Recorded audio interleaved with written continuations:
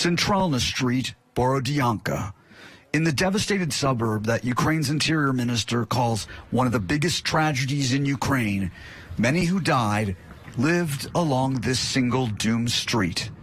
The Russians killed hundreds of civilians in Borodyanka, 41 of them pulled from the rubble of just a few blocks on Centralna Street.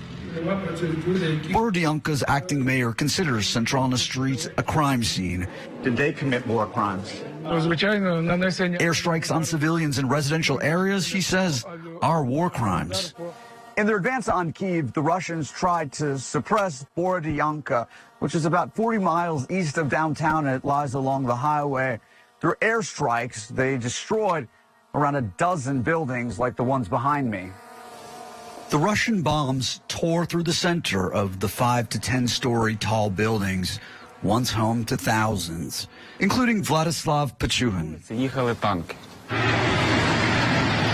From the windows of his apartment, he shot this video as a column of Russian tanks rolled down Centralna Street on the 4th day of the invasion.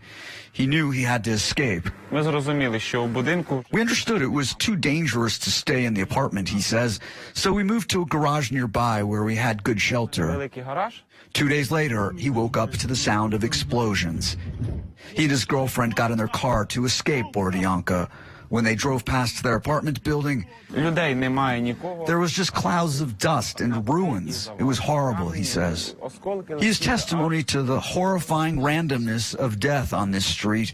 While some from his building survived, neighbors on the other side of his wall, a mother, father, and 12-year-old child, died in the wreckage of their home. Others, he says, were buried alive in the basements they thought would shelter them. The Russians shot or shelled anyone trying to rescue the injured, residents say.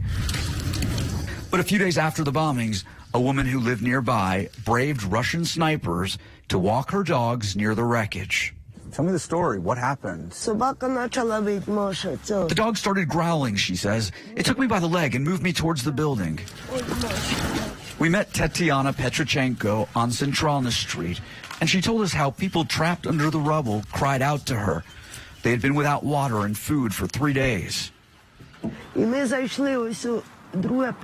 were 8 people there and 4 people over there. She says that for the rest of the Russian occupation, she brought them food and water, passing it through small openings. No one knows if they survived. On the other side of Centralna Street, Valentin Moisenko, the photographer for Borodyanka's cultural office, ventured out in the days before the bombings, capturing the first tanks on Centralna Street, early resistance by the town, destroyed armored vehicles, a dead Russian soldier. But then retaliation in the form of Russian planes dropping their bombs. After the Russian bombs destroyed Centralna Street, more Russian troops arrived to terrorize the town.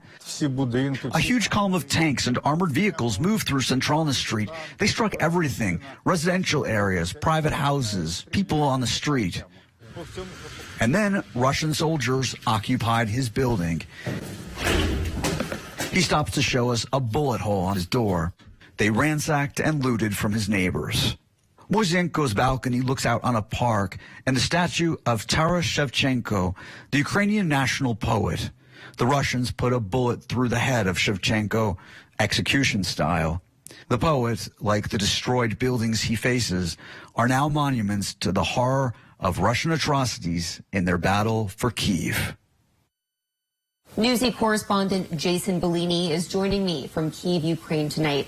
Jason, I understand there's a renewed Russian aggression in the southern port city of Odessa that has some concern that Russia could be laying the groundwork for an invasion into a neighboring country. What more can you tell us?